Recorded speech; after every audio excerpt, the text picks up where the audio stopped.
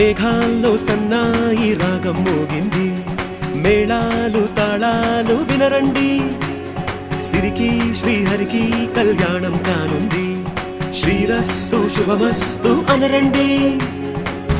అచ్చ తెలుగింట్లో పెళ్లికి అర్థం చెప్పారంటూ, మెచ్చదగు ముచ్చట ఇది అని సాక్ష్యం చెబుతామంటూ, జనులంతా జై కొట్టేలా జరిపిస్తామండి.